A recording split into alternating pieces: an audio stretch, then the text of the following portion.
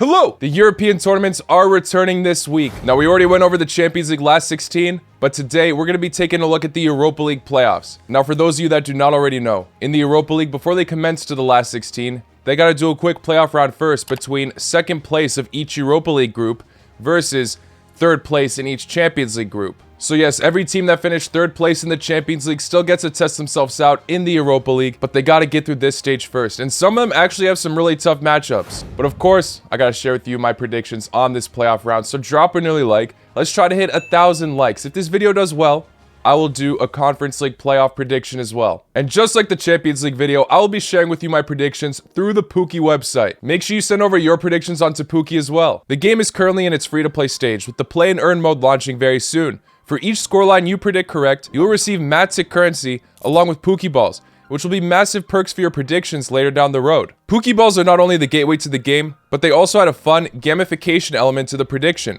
since they come in different rarities and traits, which will affect the points after each prediction. Once you sign up, you can choose 2 free Pooky balls, so choose wisely. Players should get their free Pooky ball to level 10 at least. It will give them priority access to the Genesis Pokeball sale. We already went over the Champions League, and today we're doing the Europa League. But they've also got the top 5 leagues in Europe. Every league has its own leaderboard, and therefore its own rewards. The top 10 will receive a prize pool worth 1,000 euros of Matic tokens spread over each weekly league. As you saw during the World Cup, I use this website throughout my prediction videos, and it definitely is my favorite predictor game out there. And like I said, it's free to play, so make sure you join by clicking the link in the description below to prove that you're a better predictor than me. And since the first matchup on the website is Salzburg versus Roma, let's start off with that one. Now, I really admire both of these teams, and most people are probably banking on Roma to pull through, but it's simply silly to rule out Salzburg. This side is just known for having incredible young talent that tends to flourish later on in their career. They always have a hold of those players that you just gotta watch out for. Serbian center back Pavlovic in the back line. Bosnian fullback Dedic. Danish midfielder Kjærgaard. Croatian midfielder Luka Sucic. Swiss forward Noah Okafor. Benjamin Šeško, the future of Slovenia. I could go on and on about this list. What a talented squad Salzburg possess. This is the side that did fall to third in their Champions League group. To be fair, it was an extremely difficult one.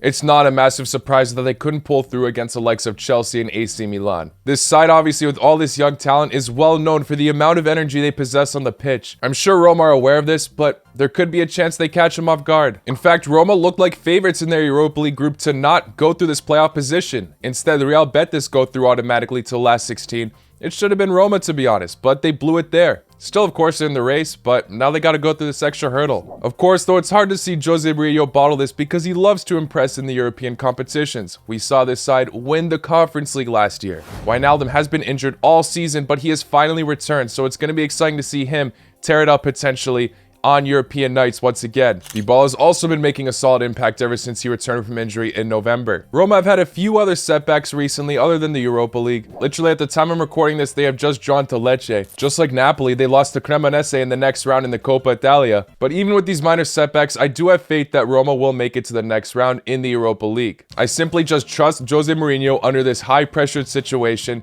Can't sleep on Salzburg whatsoever. I think they will make things interesting. In fact, in the first leg, I'm going to say it finishes in a 1-1 draw. But once they play in Rome, Roma will grab a 2-0 win, meaning the aggregate score will be 3-1, going Roma's way. I'm not counting out Salzburg whatsoever. We could see an upset here, but I think Roma have what it takes. They can handle the high-pressured situation. Even if Salzburg do get a win in the first leg, I could see Roma potentially coming back. But we'll see what happens, and best of luck to Salzburg. Genuinely, what a side. But now let's move on to Shakhtar versus Rennes. Obviously, the biggest talking point on the surface for Shakhtar is how will they respond on European nights without the likes of Mudryk. Mudryk was a huge key contributor to how electric they played in the Champions League. I know they finished third in their group, but if you actually watch their matches, they were high-paced, high-intensity. Shakhtar looked deadly, even against the likes of Real Madrid. Sometimes a few of the players just failed to be clinical. That was their biggest problem, but they definitely brought the pace on the pitch and worried many of their opposing players. Rennes' form has been a bit back and forth recently. They sit at 5th right now in Ligue 1,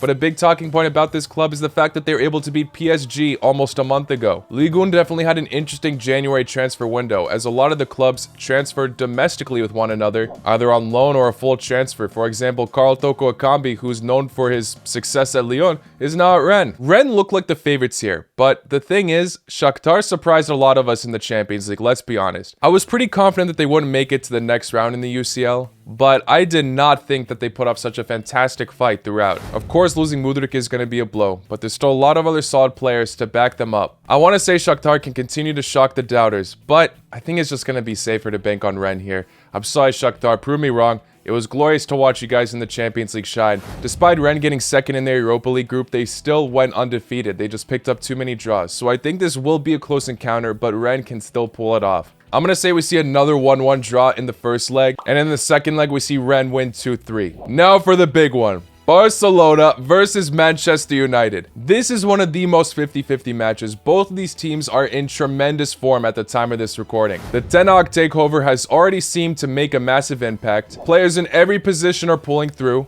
The addition of Casemiro has been phenomenal. He's already familiar with Barcelona, obviously. Marcus Rashford has made an absolute comeback this season as well. I was getting a bit of hate for putting United so high in my predictions. Everyone was saying I was ridiculous for thinking that they could finish in top 4. I know at the moment a lot of my other predictions did not age well, but United at the moment sit at 3rd. So you gotta give this side respect. But Barcelona are at 1st in La Liga by quite a fine margin. They've only had 1 loss so far domestically, and I think in La Liga they only conceded like 7 goals. That's incredible. So obviously the back line is on point. You got a creative, young, energetic midfield flourishing. Barcelona's attack could look more potent on the surface with the likes of Lewandowski. They also just beat Real Madrid in the Supercopa de España final, so Xavi Ball seems to be working well at the moment. However, since his appointment, in European competitions in specific, he's messed up quite a few times. Let's not forget about the Europa League last year. When they came up against Frankfurt, almost nobody thought that Frankfurt could do the job against them, as Barcelona were looking to be in great form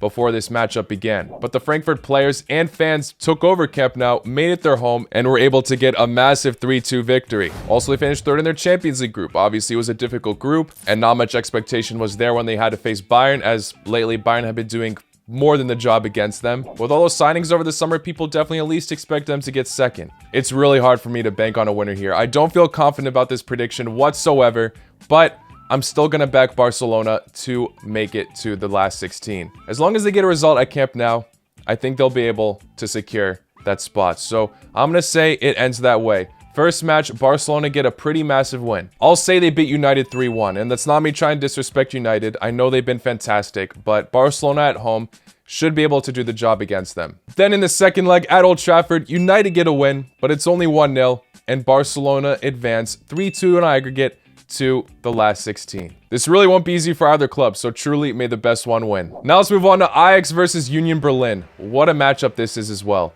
Union Berlin in fantastic form. Many times, of course, in European competitions, people love to boast on about Ajax, and rightfully so.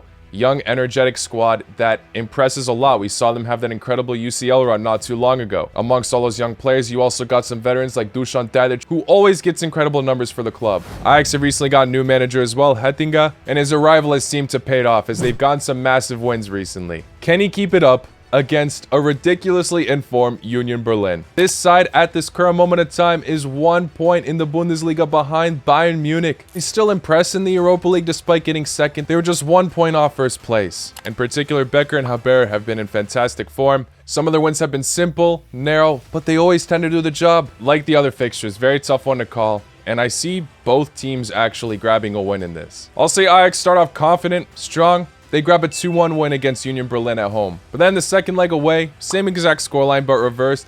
Union Berlin grab a 2-1 win, which means it's 3-3 on aggregate, going to penalties, and I'm saying that Union Berlin pulled through to make it to the next round. 50-50 here. Ajax seem to be onto something once again with their new manager, but I cannot ignore Union Berlin's fantastic form. Let's move on to Sevilla versus PSV. Sevilla have had a dreadful year. They do sit at 12th right now in La Liga, but they're only 3 points in front of Espanyol, who sit in relegation zone. It's a bit sad to see such a mighty La Liga club basically fighting to not be relegated, especially with such a great squad. You got a few Moroccans in there who made it to the semifinals of a World Cup, and Nesri with that winning goal against Portugal, Bono, who was one of the best goalkeepers in the tournament, Marcos Acuna just won a World Cup. Other solid players, of course, like Papu Gomez, Ivan Rakitic, Eric Lamela. It's really surprising that they're in the situation they're in with the squad that they have. So who's to blame? I guess the manager, Sampaoli. I never really had faith in this manager after Argentina's 2018 World Cup run. But with all that being said, Sevilla are known to be one of the most successful clubs in the Europa League. They just love to flourish in this tournament. Will they be able to, even under Sampaoli, Even after this horrendous season, can they look past all this? It might be hard to focus on it as the La Liga struggles are really present. Despite their incredible Europa League success over the years, I don't think this year will be one of them. PSV sure did go through an interesting transfer window as they lost one of their best players, Gakpo, and although that's a huge loss, they seem to be doing okay without him. A lot of the attackers are pulling through. They just grabbed a 6-0 win in the Eredivisie. With so many incredible young talent, I don't think they'll lose their grit. I think Van Nistelrooy has what it takes to tactically outclass Sevilla here. I'll say both legs contrast from one another. I'll go for a surprising prediction and say the first leg finishes 0-0 for both teams, and then the second, PSV do the job at home. They win 3-1 over Sevilla. I could be shooting myself in the foot here with Sevilla's incredible Europa League achievements, but PSV at the moment just look like a more promising side to do the job and make it to the next round. Now for Sporting versus Midtjylland. Sporting on the surface probably look like favorites to many. Yes, they will now be missing Pedro Porro, which is going to be a huge loss. But similar to my claims for PSV, a lot of other young, energetic players that will be able to make a difference in a matchup like this, as Amorim seems to be the right man for the job. They have had some very notable results in the Champions League. For example, beating Tottenham. Unfortunately, they fell short to third at the end. Now they're in this Europa League position. But I think they are the favorites in this match. Of course, it's hard to predict Midtjylland right now, as they've only just come back from their break. We've only seen them play in 3 matches since the World Cup has ended, and although they didn't lose any of those matches, they were all extremely low scoring. Still, though, let's not forget about the Europa League group they were in, where every single team in that group got 8 points. It was incredible. Obviously, they deserve to go through, but it's also insane how lucky it was at the same time. I mean, you gotta feel bad for SK Stormgrass. However, their stats were almost up to par with Feyenoord in terms of goals for, goals against, all that. I mean, they had the same goal differentials. As you've seen, the likes of Isaacson have some solid matches there. He got 3 goals and 2 assists over the 6 fixtures. We've seen this side like to keep things low scoring, but then we've also seen them destroy Lazio earlier 5-1. Extremely unpredictable side at the moment. But if I gotta pick a winner here, I gotta go with Sporting. I'll say in the first match, they win 3-1 at home. And then when they have to go away, they'll still get a win, but it'll only be 1-0. So on aggregate, I'm going for a 4-1 Sporting advancement to the last 16. Now moving on to Juventus versus Nantes. Juventus, as we know, are in shambles. I mean, they just got a 15-point reduction in the Serie A, which is obviously terrible. But maybe, just maybe, their Europa League motivation will be even higher now. Because now they need to win this tournament if they want to make it to the Champions League. Plain and simple. This side's form has been a bit back and forth, but ever since Dusan Vlahovic's return, they do seem to be a bit more on track, I'll be honest. As they got a 3-0 win against Salernitana.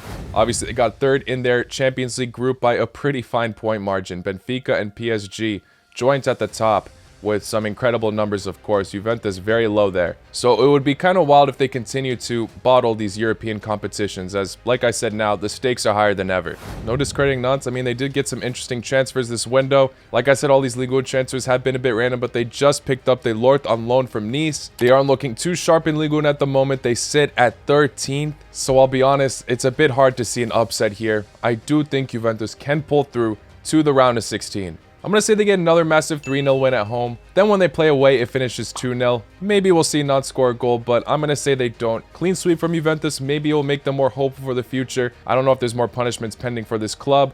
But yeah, I'm going to say they confidently go through to the next round. And finally, the last match we're looking at, Bayer Leverkusen versus Monaco. Although PSG were playing a questionable lineup with a lot of injury complications, Monaco did just beat them 3-1. And since the years began, they've been in terrific form. They haven't lost a match so far since the World Cup has finished. In fact, the last match they lost, which was all the way back in October, was against Lille, which finished in a 4-3 thriller. Ben Yedder and Mbolo have both been in terrific form. Ben Yedder with 14 goals and Mbolo with 12. So their attack can definitely impose problems, as Leverkusen have been pulling through in some pretty fascinating matchups, but still they're definitely a bit more inconsistent than Monaco. Of course, we gotta cut some slack. Xabi Alonso is doing his best, and their attack is still looking electric even with the likes of Schick injured. Diaby being one of the biggest talking points, and of course Wirtz has recently returned from injury, so although Monaco look to be in more consistent form, Leverkusen just simply seem to be a surprise package at the moment. 50-50 here for sure, but due to the fact that Monaco have been way more consistent in form, leaves me a bit more confident in them. Don't want to roll Leverkusen, of course, but in the first leg, I'm going for a 2-1 Monaco away win.